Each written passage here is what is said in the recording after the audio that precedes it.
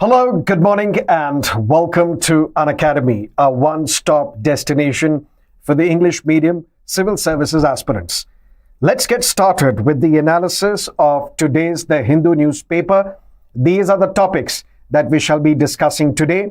Should you wish to go through the PDF of this lecture, that shall be available on my Telegram channel. The link to join the Telegram channel is provided in the video description. So let's get started and look at article number 1, debating the Healthy Longevity Initiative. The year was 2024. The World Bank released a report. And what is the name of this report?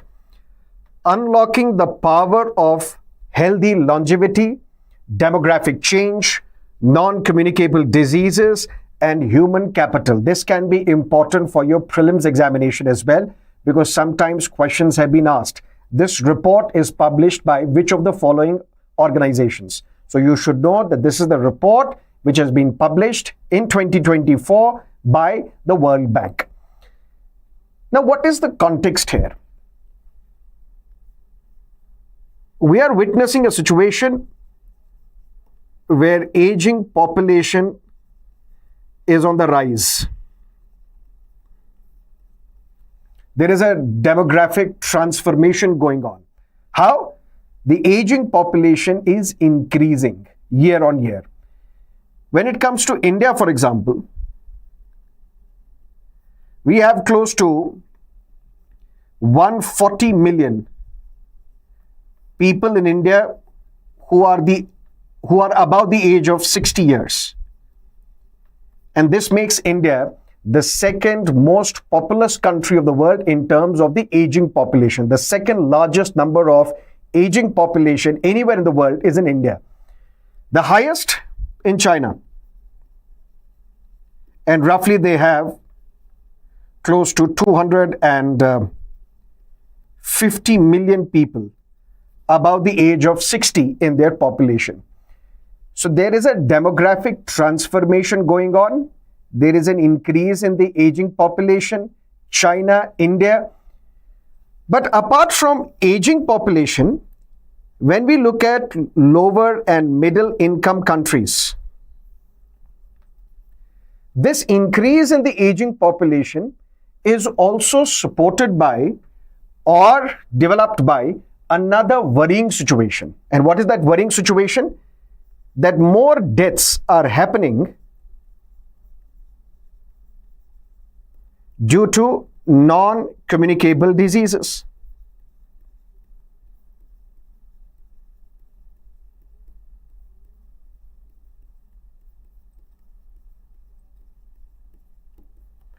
What are we trying to understand here? A report released by the World Bank. For that, let's understand the context. What is the context?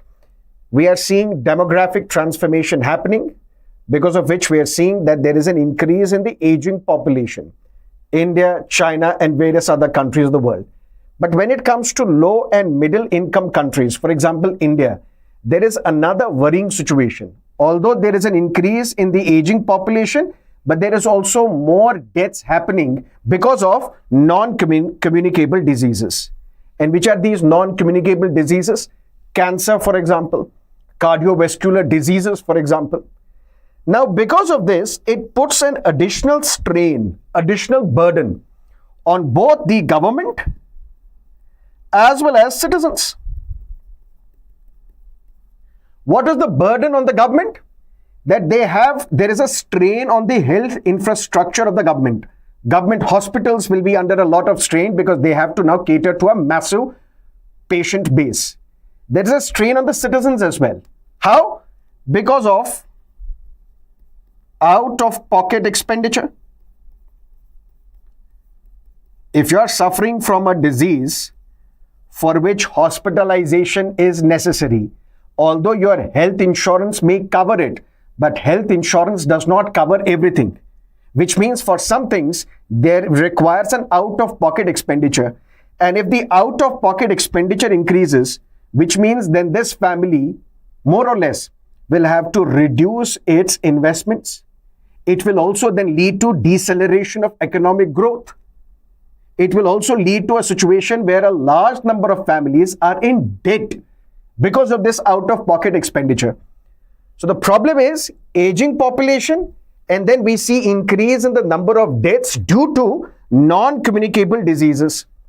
And this affects the government as well. This affects citizens as well. For example, if you look at the statistics, according to the statistics, we have witnessed close to, in 2023, there were 61 million deaths due to non-communicable diseases. This number is going to increase. These statistics are very important for you to quote in your answers. If there have been 61 million deaths reported due to non-communicable diseases in 2023, this number is expected to go up to 92 million deaths by the year 2050. This is a big concern, and driven by this concern, what World Bank is proposing, it is proposing something called Healthy Longevity Initiative. And what is this Healthy Longevity Initiative? It means a state of good physical, cognitive, and social functioning throughout a person's lifespan. Throughout a person's lifespan. What does that mean? Listen to me carefully. This Healthy Longevity Initiative, it envisages a world where hospitals, or should we say healthcare, is accessible, where nurses,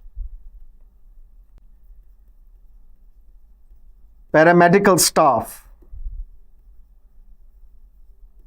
is competent, where there is awareness that we should early detect and treat these non-communicable diseases. What does that mean? Healthy Longevity Initiative means that people across the age groups, they should regularly exercise, have some kind of physical activity going. There should not be the sedentary lifestyle because of which obesity increases, because of which cardiovascular diseases will increase, because of which type 2 diabetes will increase, and that will put an additional burden on the state as well as the citizens. But this Healthy Longevity Initiative also envisages a world where the hospitals are accessible. That means good health care is accessible. Not just that, where the nurses, paramedical staff is competent. Competent in the sense, listen to me carefully, this is something that you might have experienced at your homes. You have somebody who is elderly in your home and you book a test. Let's say diabetes, fasting blood sugar, or any other test. And there is a paramedical person who comes to prick this elderly to extract the blood sample. But this paramedical staff is not competent enough, leads to multiple pricks. Ultimately, this elderly is so scared that tomorrow he will refuse to give his blood sample. That is why Healthy Longevity Initiative envisages a world where hospitals are accessible, but this paramedical staff, these nurses, they are competent as well. And at the same time, there should be awareness. Awareness in the sense, somebody unfortunately got detected with cancer, and that too stage 4 cancer. And at stage 4 cancer, if it is detected, there is very little time available with you. In contrast, if the cancer is detected at an early stage, let's say stage 1, there is effective treatment, and ultimately you can reduce the amount of money that you're spending to treat that ailment.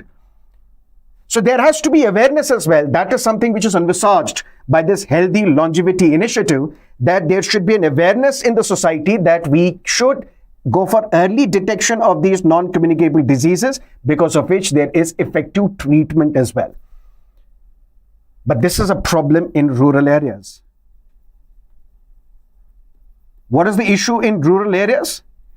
in rural areas, although public health centers are present, although doctors are present, but they do not encourage people to go for early detection of these non-communicable diseases. So there is an awareness on flu, viral infections, bacterial infections, fungal infections, but there is no awareness in the rural India where the doctors are encouraging people in rural India to go for early detection of the non-communicable diseases. Not just this, something else. When it comes to non-communicable diseases, there is something common in almost all these non-communicable diseases. And what is that common? Tobacco use, alcohol abuse. There is something else common as well. For example, fast food, oily, fried food, and that oil you have been using for multiple rounds of frying a particular variety. When all of this is going on, this is where we need some initiatives. What are these initiatives that are required? Tobacco use, alcohol abuse, fast food, and the blatant use of salt. The three sins, as we call them: salt, sugar, maida, because of which obesity, type 2 diabetes, cardiovascular problems, and that is what is leading to non-communicable diseases, and that is the focus of this healthy longevity initiative. This is where this article also focuses upon the impact of social security schemes. For example, we have old age pension. Although the amount is meager, but nevertheless, it plays a very important role. And how do we know about this? We know this because of a study called Longitudinal Aging Study in India, which was conducted in 2017-2018. And this is the only aging-based survey that we have present currently. According to this, yes, old age pension is provided, although the amount is meager, but it still helps elderly to meet the expenses related to their medical ailments. But there is an issue, and listen to me carefully. If it is a viral infection, hospitalization is not required. You will be advised to stay at home, have paracetamol, Dolo, Crocin in the interval of 6 hours or 8 hours. Monitor your symptoms for three days. After that, let's wait and watch, because this viral infection will go on its own after 3 days, possibly. Unless and until it's a case of dengue, for which hospitalization may be required in extreme circumstances. But the point is, when it comes to non-communicable diseases, hospitalization is necessary. But hospitalization would be costly. And at the same time, there is after hospital care. After you are discharged, there is a long-term care that should be provided to this individual who is suffering from this non-communicable disease. Hospitalization expenses may be taken care of by Ayushman Bharat, the insurance scheme for the elderly. Now the scope of the Ayushman Bharat has been increased. Anybody who is above the age of 70, regardless of your family income, you will be covered under Ayushman Bharat. On top of that, you have an additional top-up of 5 lakh rupees premium. So the hospital expenses may be covered by the insurance. But what about long-term care that is accompanied with hospitalization, particularly for those suffering from non-communicable diseases? This is where it puts an additional burden on the patients and their families, because of which they may enter into debt. But what else? Listen to me carefully. Hospitalization expenses may be covered by insurance, but there is another problem. And who has flagged this problem? This problem has been flagged by the CAG report of 2023. CAG report flags out some of the corruption in Ayushman Bharat. And what is that corruption? Number one, illegal beneficiaries.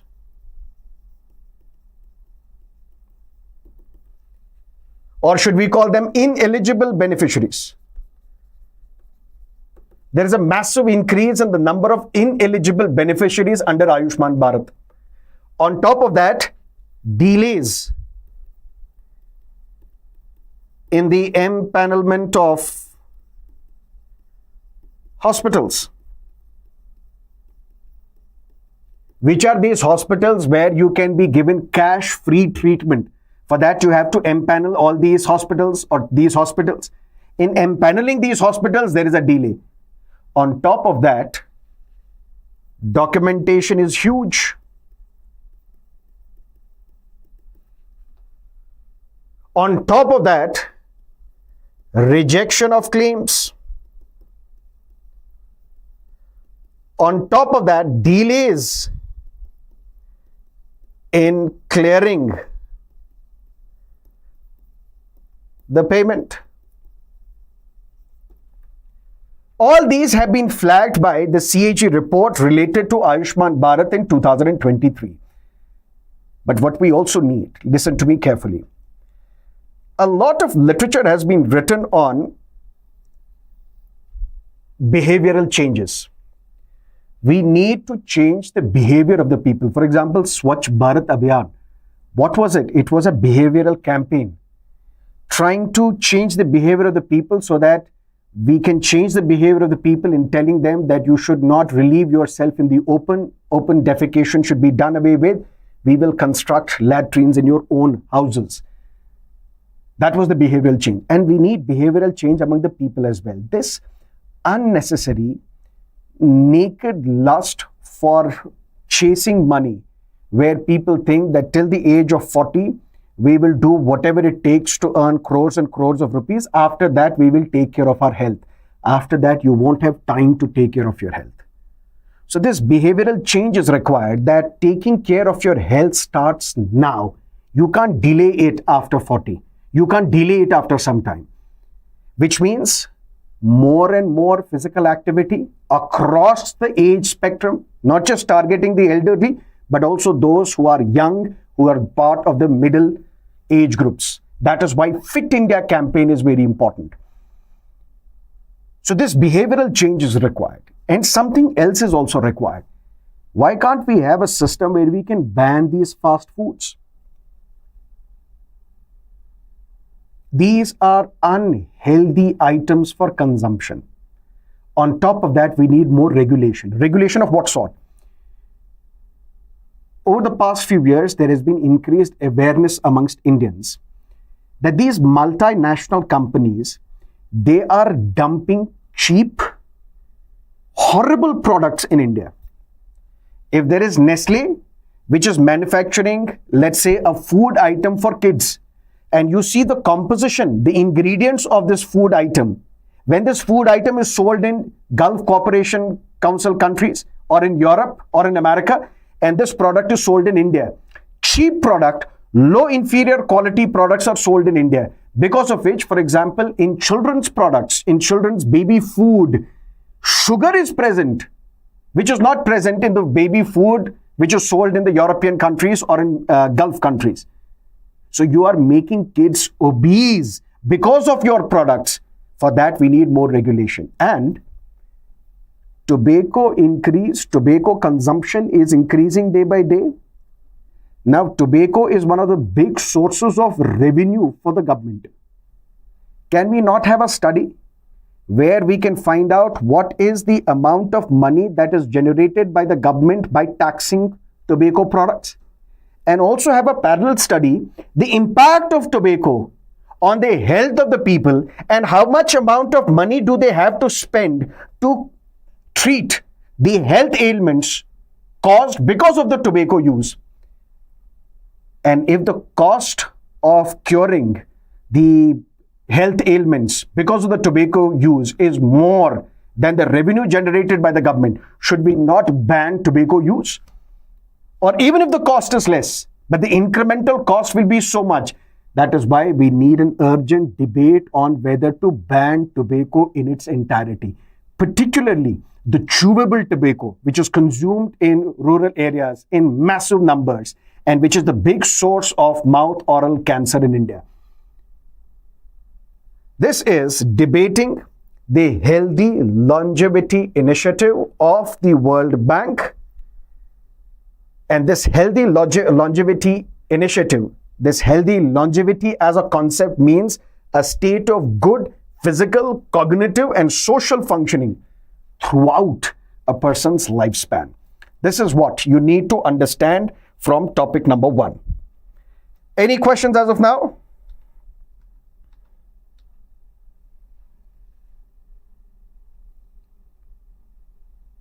Anyone?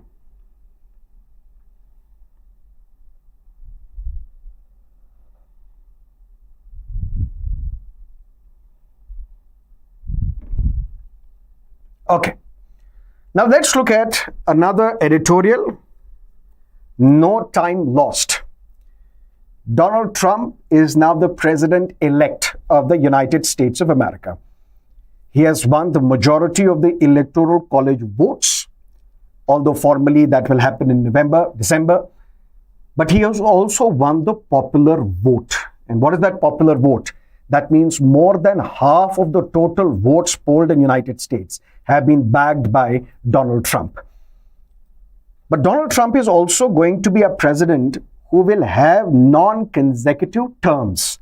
Non-consecutive terms, the term of the president, the tenure of the US president is for 4 years. And there is a limit that you can be the president of the United States only for 2 terms, which means the maximum term will be 2, overall 8 years. But should these terms be consecutive or non-consecutive? That is not mentioned anywhere in the US Constitution. So these terms can also be non-consecutive.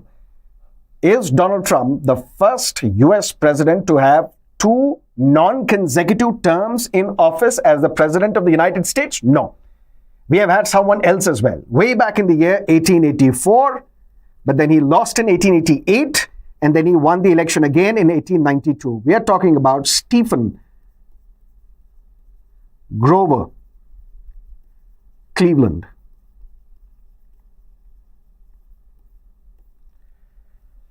Something else that you might want to know, for example, in United States, you're basically voting for electoral college.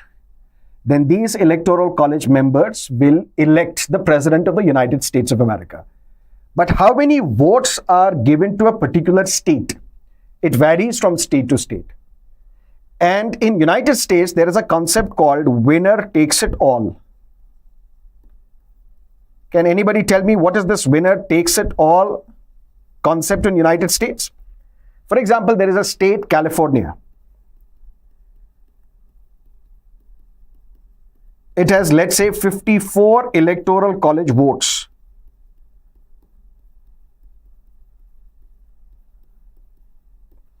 Now, if Kamala Harris won 54% of the votes in California, Donald Trump bagged 38%, for example. Does that mean 38% of this will be given to Donald Trump and 54% of this will be given to Kamala Harris? No. Winner takes it all. That means whoever crosses the majority in California will take all these electoral college votes. That means all these 54 went to Kamala Harris. Is it present in every state in United States? No. There are a couple of states where this electoral college votes is split according to the votes received by the candidates. For example, Nebraska is one state where this winner takes it all strategy, winner takes it all provision does not apply, because United States is a federal, decentralized country. But be that as it may, these were facts, may be relevant for some of your state level exams. But the point is, immediately after Donald Trump was declared winner, because in United States, media plays a very important role in declaring the winner. That is why in United States elections, you will also have frequently encountered concepts such as Associated Press has called out this election. And what is that called out this election? Let's not get into that. Leave it. But media plays a very important role in calling out the election. So media declares the winner because the counting of votes otherwise takes a lot of time, which runs into December as well. So this is where media plays a very important role in calling out the winner. And Associated Press specifically is considered to be very, very credible institution for calling out United States elections. Although once it made the mistake as well, when the elections happened, when Al Gore and George W. Bush, they were contestants. But be that as it may, immediately after Donald Trump won the election, now he has got down into business and he has started appointing people. Chief of Staff, Deputy Chief of Staff, National Security Advisor, Secretary of the State. And today morning, we received a notification saying Donald Trump has made Vivek Ramaswamy and Elon Musk both as the heads of a new department which has been created called Department of Government Expenditure, which basically means a department which is going to cut down on the expenditure. Maybe a department which will oversee layoffs in the US administration so that the administration is leaner, fitter, effective, and cost efficient. But be that as it may, why is it important? It's important because the Hindu editorial says, depending upon what these appointments are, who is being appointed, New Delhi should be in a position to quickly decide. New Delhi, which means India, will need to study these Trump's nominees and then decide whether we should concede to the demands of the new US administration or should we stay firm. Why? Donald Trump, for example, India-US relationship is not dependent upon now whether it's a Democrat who is at the helm of affairs or is it the Republican, because we have cross-party relations in United States.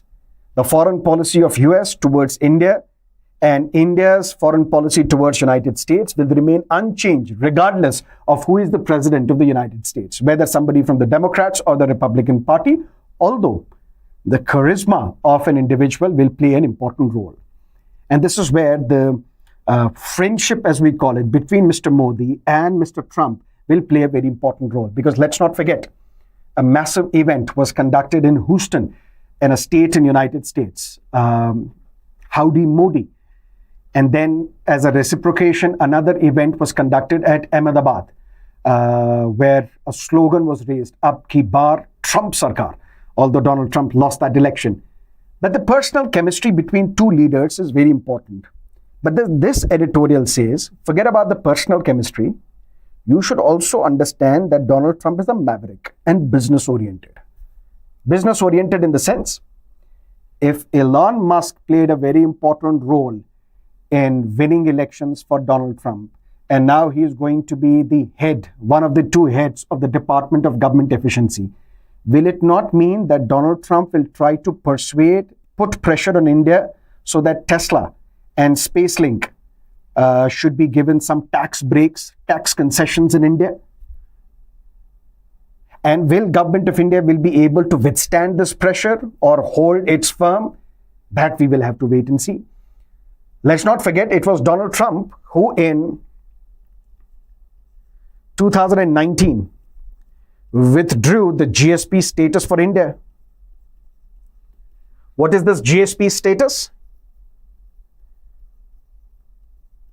Generalized System of Preferences. And what is this generalized system of preferences? Way back in 1974, if I'm correct, a program, an initiative was launched by United States where it encouraged that people from developing countries, if they export to India, if they export to United States, in United States, we will give them duty-free preference so that we are encouraging exports from these developing countries. But then because of the high tariff, according to Donald Trump, which Indian government was imposing on US imports, particularly Harley-Davidson bikes, the United States government in 2019 withdrew the GSP status to India. Let's not forget, if we have a campaign called Make in India, if we have performance-linked incentive scheme for manufacturing in India, that is similar to the MAGA campaign launched by Donald Trump. Make America Great Again. So Make America Great Again and Make in India, they are in conflict with each other. How does the new government in the United States and the government of India navigate all these things? For that, we will have to wait and watch. And that is why this editorial says New Delhi should understand, read the new nominees to important positions in government, and then accordingly decide and have a firm policy as to whether to concede to these demands of the new US administration, which they will demand something, or whether to hold firm. That's what you need to know from this editorial. No time lost. Let's look at another editorial, our third topic, Stop the Free Fall. And we have discussed this topic so many times in the past that it would be futile to cover this topic in great detail again. Chetan sir has already covered this topic multiple times. But very briefly, I will give you the brief summary of what has happened so that we can proceed. India and Canada, the relationship has deteriorated over a period of time, and that is thanks to the anti-India sentiment flagged by and perpetuated by the Justin Trudeau government in Canada.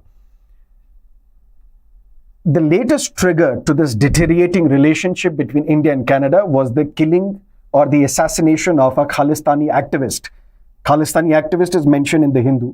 So don't accuse me of using this mild word activist and not the word terrorist. So don't hold me accountable. It's the Hindu editorial using this word activist. Khalistani activist, what was his name? Hardeep Singh Nijjar. He was killed in Canada.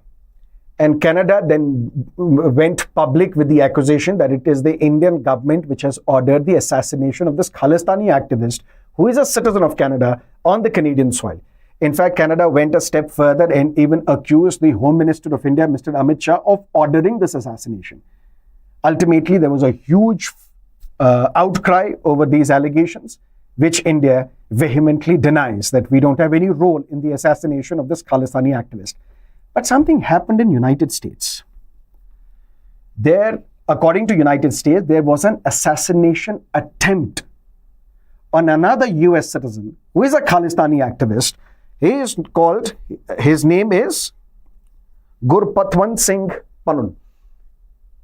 But this time, United States said that there is an Indian national who has been arrested for plotting this assassination attempt against a US citizen, Mr. Panun. But the response of the government of India to both these things was different. While the government of India criticized the Justin Trudeau government, rejected the allegation that we were responsible for killing and assassination of Nijjar, the response to United States allegation was completely different. In fact, we participated in this investigation carried out by United States, where we said we will give you proof that we are not part of this assassination plot. And for this, you need to understand another interesting body known as Five Eyes. Can anybody tell me what is this Five Eyes?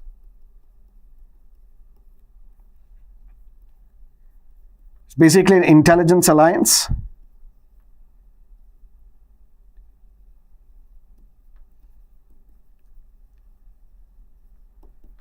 Now, which are the countries which are involved, which are part of this alliance? Because these countries, they share intelligence with each other. This is what Canada said, that when it accused India of plotting the assassination of Nijjar, Canada said that we have shared this information with all the Five Eyes intelligence alliance.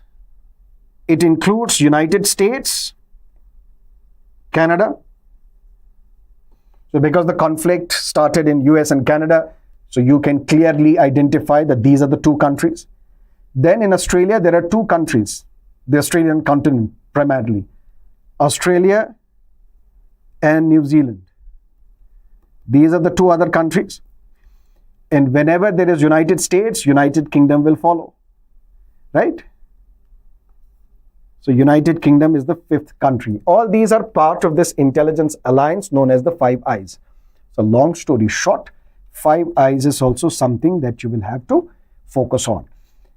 But then we saw that at a temple in Canada, the US consulate had organized a camp where visa services, consular services were provided to Indians, and that was attacked by Khalistani activists. And then there was another attack. And although Justin Trudeau calls these attacks as, what did he call? Unacceptable. But nevertheless, the damage was done. And what this editorial says is that in Canada, close to 19 lakhs are Indians, which means 4% of the Canadian population is made up of Indians. Despite this conflict and tussle between the government of India and the government of Canada, we have still seen that the India-Canada bilateral trade in goods and services, combined it is $19 billion. It could have been even more if the relationship between the two countries would have been cordial. So there is a large Indian population in Canada. The bilateral trade is 19 billion, which has the potential of going up and up and up. And at the same time, in Canada, there is a perception. According to one study, more than 2/3 of the Canadian population feel that we are being engulfed by the illegal migrants or immigrants. So there may be some drastic steps that Canada will take on immigration to curtail, limit immigration, which will affect students traveling from India to Canada for studies, which will affect the student visas. So what this editorial says is that although complete normalization of ties between India and Canada may look distant, may not happen immediately, quickly, but what the two governments should do, they should avoid disruption to their consular services. And accordingly then, they will have to also separate economic agenda. Let politics take care of other things, but economic agenda or the trade between the two countries should not be left affected by these skirmishes between India and Canada on the diplomatic front. Clear? Any questions as of now?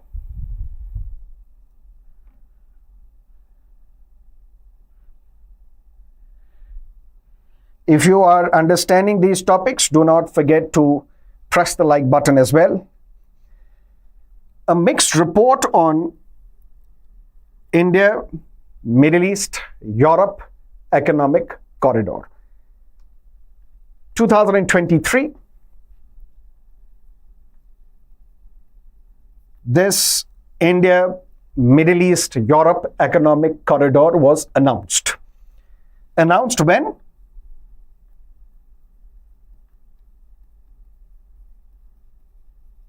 On the sidelines of the G20 summit, which took place in New Delhi.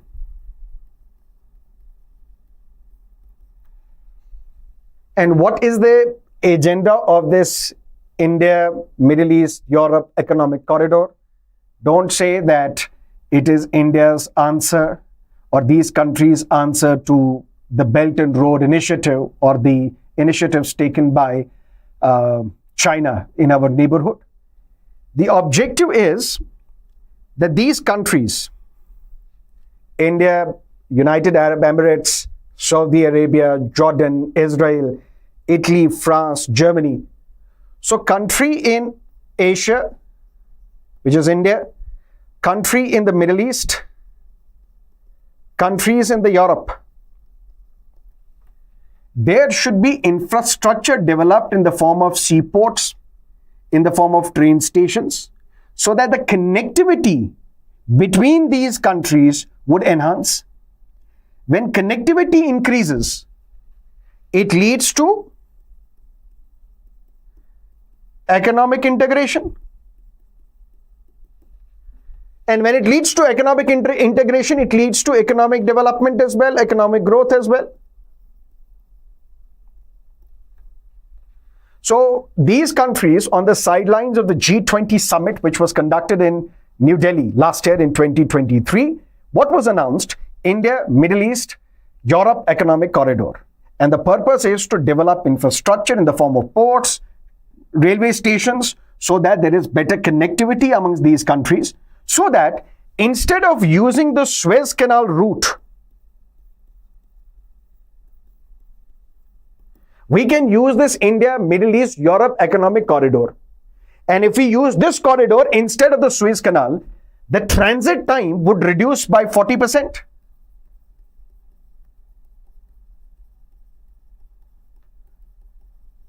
The costs would reduce by 30%.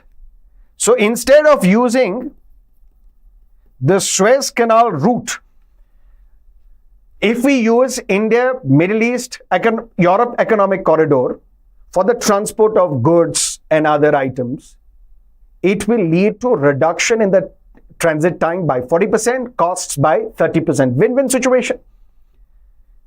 But this India, Middle East, Europe economic corridor was announced last year. So it has completed 1 year of its announcement. This editorial, this column talks about how do we analyze this corridor after 1 year? And it has been a mixed bag. Why? Because this corridor talks about one northern corridor, which is mostly in West Asia, Middle East, and then the eastern corridor. If you look at the development and the work that is happening on these corridors, you will see that fast work is being carried out in this eastern corridor, while as the work on the northern corridor is slow. Why? For that, there is a reason. What is the reason? This northern corridor, or for that matter, why did these countries come together? Or for that matter, the most important question, how did these countries come together? Because if you look at the composition, there is Israel, and then there are Arab countries, UAE, Saudi Arabia, Jordan. How can Arab countries and Israel come together in such an alliance? Although business takes a priority, but optics-wise, how did they come together? Because prior to the announcement of this corridor, there was some back channel diplomacy happening where Arab-Israel relationship may have been strengthened, may have been resolved, normalized. In fact, we were almost certain that some kind of accord will be signed between Saudi Arabia and Israel, because of which they may start their diplomatic relations. But everything fell apart because of the October 7 attacks, which Hamas launched across the Gaza-Israeli border and killed the Israeli citizens and took a lot of Israeli citizens as hostages.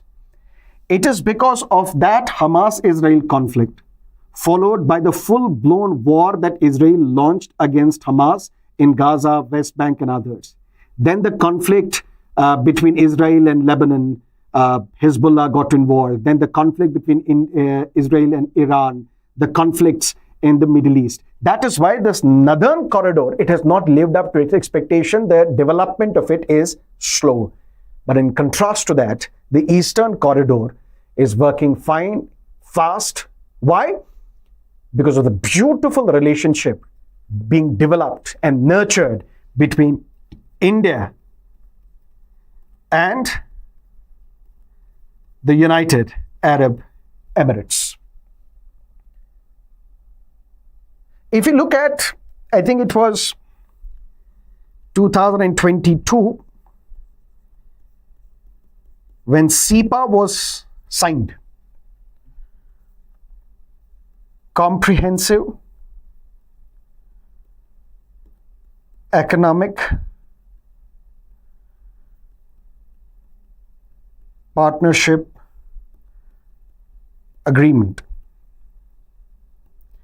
because of which trade between India and United Arab Emirates, which was 43 billion, it got up to close to 83.64 billion, which means a massive increase in the trade.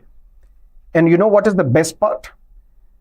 The majority of this trade, bilateral trade between India and UAE, is non-oil trade.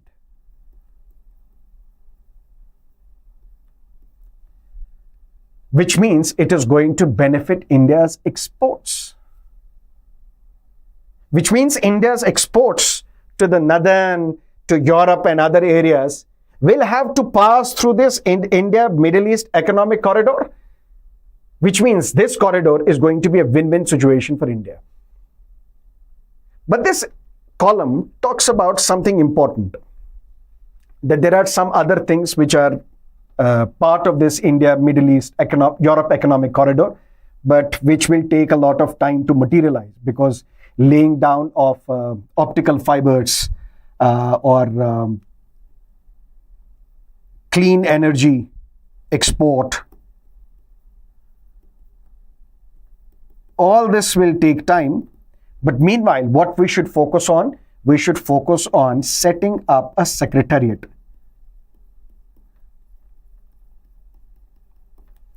What is the secretariat?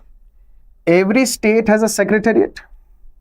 In the capital, there is a secretariat where there are officers of all the departments. All these departments then coordinate with each other. What happens because of that secretariat? There is better coordination in working of that state. Similarly, if every organization has a secretariat, SARC has a secretariat, if every organization has a secretariat, it will lead to better coordination amongst all the players who are part of this organization. That is what this column says.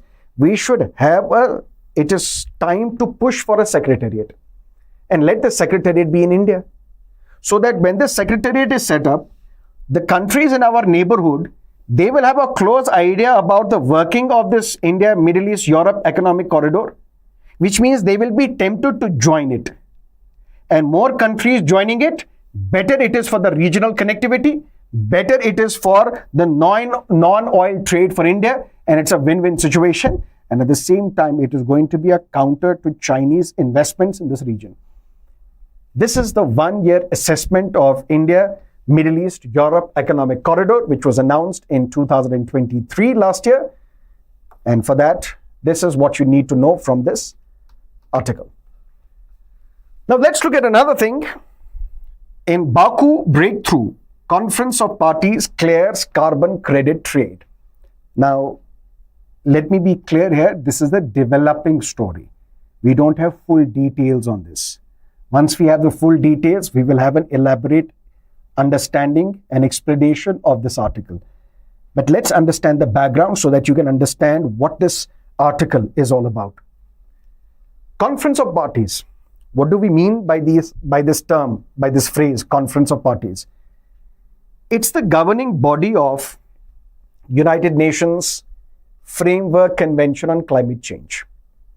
So this Convention on Climate Change, which was signed in 1992, how will we govern this convention? For that, we have a governing body. Who is part of this governing body? Those countries which have signed this convention. And those countries are what we call parties. So we have 188 parties to this convention called Conference of Parties. 187 countries plus European Union, which makes it a very, very holistic, nearly we can say universally, the entire earth is represented in this Conference of Parties. And this Conference of Parties, they meet every year since 1995. Since 1995, they meet every year to look at this climate change treaty, to provide insights into how to better work this treaty. But the most important development or the outcome of this Conference of Party happened in Conference of Party 3 meeting, which happened in 1997. Where was it conducted? Kyoto. And what it led to? Kyoto Protocol. What was the impact? What was the mandate of this Kyoto Protocol? That there are rich industrialized nations. We have to give them targets that you have to reduce your greenhouse gas emissions. Targets would vary. Different countries will be given different targets, but on an average, you have to cut down your greenhouse gas emissions by 4.2%. That was the first big breakthrough in this annual meetings since 1995, which was suspended only once during 2020 because of the COVID-19. At that time, Conference of Party meeting could not take place. Otherwise, it's a yearly affair. And the biggest impact of this we saw in 1997 because of the Kyoto Protocol. But then this Kyoto Protocol had to end in 2012. For that, steps were taken even at Copenhagen that we should review it and do something else. Couldn't happen.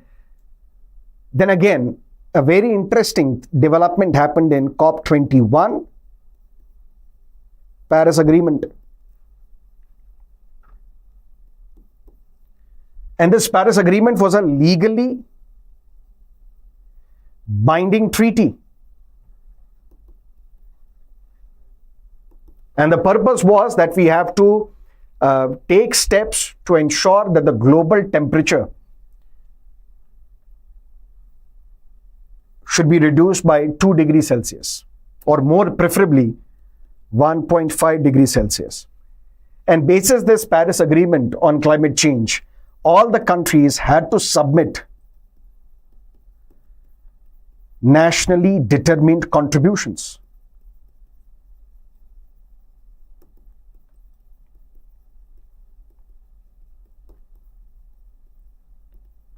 Because if you have to reduce the global temperature by 2 degrees centigrade, or preferably by 1.5 degrees centigrade, for that, what are the steps through which you can contribute to reducing this climate change, global warming? For that, you had to legally submit these nationally determined contributions. Clear? But then, something else happened in COP26.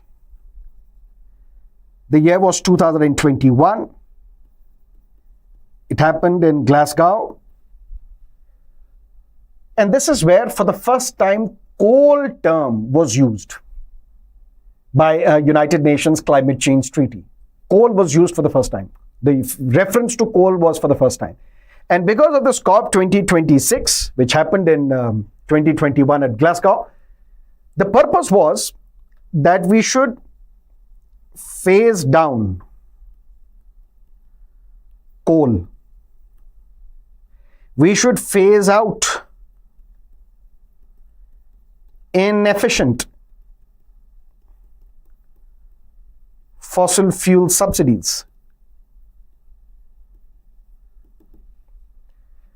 And this is where this Conference of Parties 26, it came under criticism as well, because of the use of the term phase down. While the critics argued, activists argued that it should have been phase out. Completely eradicate the use of coal. But you are saying phase down, that means reduce the use of coal. It should have been phase out. And we should phase out inefficient subsidies on fossil fuels, which some countries were giving. But this is where two important things come into the picture. One is known as carbon credit. The other is known as carbon offset. What is carbon credit? I have a company. I approach the government, normally a government. Government gives me a carbon credit. That means I buy this carbon credit. And because of this carbon credit, now I can release 1 ton of carbon dioxide in the atmosphere. This is what we call carbon credit. If there is a company which has excess carbon credits, it can also sell it to another company. But how does a company sell this carbon credit to another company? For that, we need global carbon market. How do we define the cost? How do we define the trading and all the nitty-gritties? For that, there should be an agreement amongst all the states. And now, thanks to this agreement in Baku, we may have an agreement. But then, sir, what is carbon offset? I have a company which is involved in some business. Because of this business, we are able to, let's say, capture carbon dioxide from the atmosphere. Right? Capture in the sense, I may go for reforestation. I may have carbon capture plants. So I'm capturing the carbon dioxide from the atmosphere, because of which I can then offset it. Offset it in the sense, I can sell this to another company so that it can release carbon dioxide in the atmosphere. And for that, trading is required. And how do we agree on these trading mechanism? For that, there is an agreement at Baku. But the point is, India still has expressed concerns. Concerns such as there are some unanswered questions. For example, India is a developing country. United States is funding a program in India. Let's say this is a reforestation campaign because of which you are capturing carbon dioxide, right? Who will get the credit for this? United States or India? And that too at what stage? This is where India says we still don't have answers, but it can be ironed out. Number two,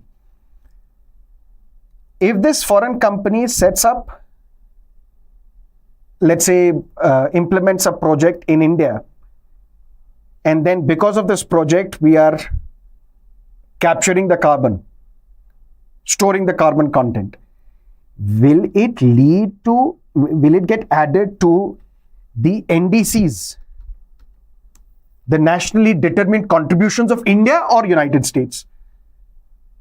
That is why I said this is a developing story. We are waiting for the final imprint of this agreement, and let's see what happens, and then we will have an elaborate discussion. But what is Conference of Parties? All those who are parties, signatories to this United Nations Framework for Climate Change, Convention for Climate Change, they are called parties, and every year they meet since 1995. They couldn't meet in 2020 because of the COVID-19 pandemic, but COP3 was significant because of Kyoto Protocol, then COP21 because of what happened at Glasgow, also what happened in COP15, COP16 when it happened in Paris because of the climate. This is COP26 in 2021 in Glasgow, COP21 in Paris in 2015, which led to a legally binding treaty. Then what is the difference between carbon credit and carbon offset?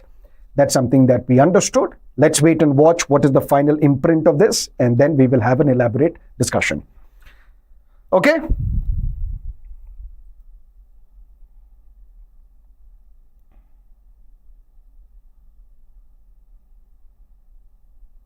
Okay. DRDO carries out maiden test of long-range cruise missile. Can you tell me what is the difference between a cruise missile and a ballistic missile? We say cruise missile, the ultimate objective is that warheads, bombs, ordnance should be directed towards a particular target. So this missile is used to carry the warhead. It's a payload to carry the warhead. But if this missile is restricted to the atmosphere, that is one feature of the cruise missile. That means it gets restricted to the atmosphere. The feature of the ballistic missile is that it can reach outside atmosphere as well.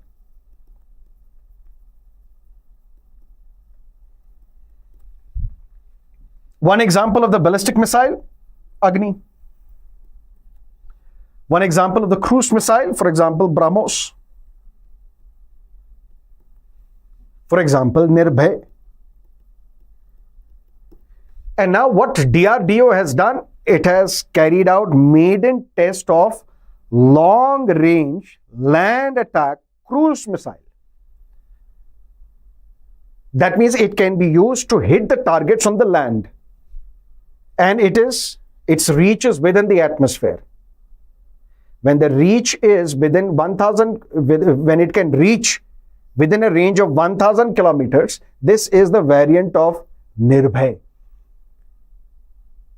And when it is the variant of Nirbhay, once it is inducted into India, once it is inducted into the services, then it will be, we can say it is similar to United States Tomahawk cruise missile.